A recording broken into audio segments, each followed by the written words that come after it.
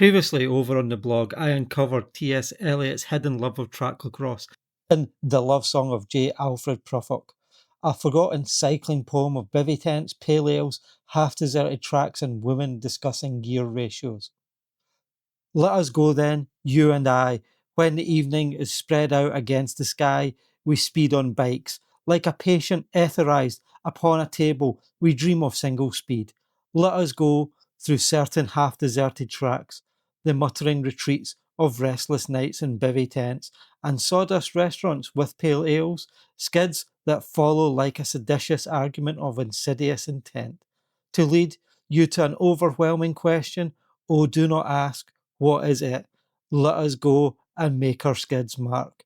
In the room, the women come and go, talking of gear ratios. Now, Eliot, like all great tracklocross riders, he renounced his American citizenship after discovering that Britain offered superior mud, narrower bridleways, and a more dependable atmosphere of drizzle. And I should warn you now, this video is back in my old style of zero research, and I am simply digging about in my rusty brain, so please be aware that nothing I say may be correct, or it could all be correct. Who knows? After the love song that we have just gone through, Eliot composed what many felt to be his ultimate tale of cycling, The Waste Land. Much like Tracklocross, the wasteland is considered difficult rather than accessible and rewarding experience that it truly is. Our school system is again trying to collude with Big Bike in its conspiracies to stop you having fun. Like all good rides, the wasteland is split into 5 parts. It begins with the beating of the dead, a look at the hardship of leaving the house to go out on a cycle in spring, a time when you never know what the world will throw at you. April is the cruelest month because it looks warm through the window and then it removes all feeling from your fingers 6 miles from home. It quickly, though, moves on to the most important part of cycling, and that is having a coffee. With a shower of rain, we stopped in the colonnade. We went on in sunlight into the Hofgarten and drank coffee and talked for an hour. From here, he moves back to the city of London and deals with the many cycling deaths that have occurred in its barren lands.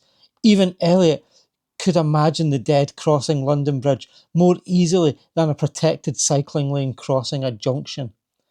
A crowd flowed over London Bridge, so many. I had not thought death had undone so many. In the second part, A Game of Cogs, Eliot begins by looking at how Big Bike tries to sell cycling by reimagining Cleopatra. As they say, sex sells. It would be great, though, if the bike trade could stop with the carry-on Clio level influencers.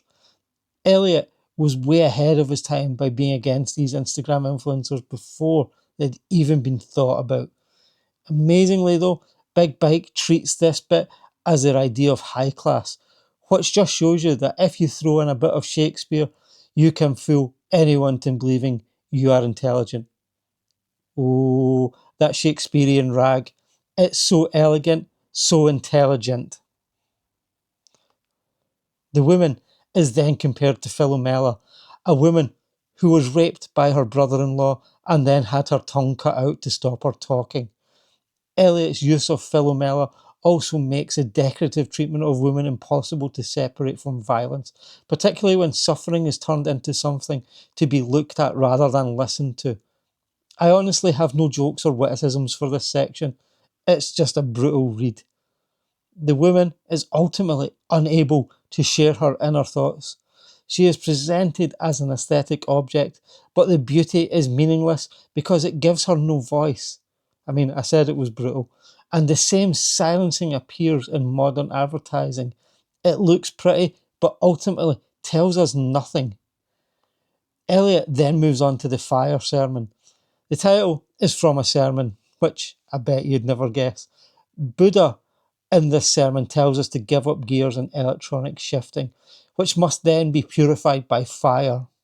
And if you want, I'll see you outside the SRAM headquarters. We have now, though, arrived in the wasteland, a place littered with rats, lycra and carbon fibre, the rats scavenging what they can from previous cycling generations and releasing GCN videos of the scavenged bones. The cyclist, home at tea time, clears her breakfast, lights her stove, and empties gels onto a plate. Modern advertising has reduced her to a sterile image of cycling, offering no hope, no future, and no thought beyond consumption. No hope for future cycling generations, and no thoughts. She and her lover repeat the movements Big Bike have prescribed for them, unable even to imagine a form of cycling beyond consumption. Tiresias has experienced life as both a man and a woman and can therefore confirm that neither demographic needs another electronic derailleur. They are blinded to the true path of Tracklocross, and I'm sure this is a theme that will also come up in Nolan's Odyssey. I've refused to watch that so far, as that would mean leaving my ivory tower from which I look down upon mankind. This bit leads to St. Augustine and Buddha duking it out for who has lived the best life with their Cervelos before becoming Tracklo nerds.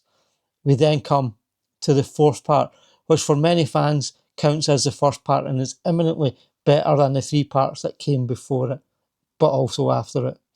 This part is called Death by Muck-Off. In this section, Phelbus, a Velotech bronze mechanic, falls into a vat of muck-off, his body slowly degreased from outside to in, leaving him as nothing more than a smear at the bottom of the vat. Phlebas, the technician, a fortnight dead, forgot the cry of shills and the deep sweat smell and the profit and loss of the shop. Section 4 was short and sweet, something like Phlebas' life. What the marketing said, the fifth section, builds towards the apocalypse, the time when marketing no longer works, when putting one more cog in a cassette is no longer seen as innovation, the Christ of marketing dies. He who was geared is now dead. We who are buying are now dying. As the end nears, we head to the Aero King, who now tries to put the kingdom right. He intends to restore the kingdom by discovering the perfect gear ratio, after which, and only after which, he will renounce marginal gains forever. He gives us hope for our new single-speed dawn. Well, now that's done, and I'm glad it's over.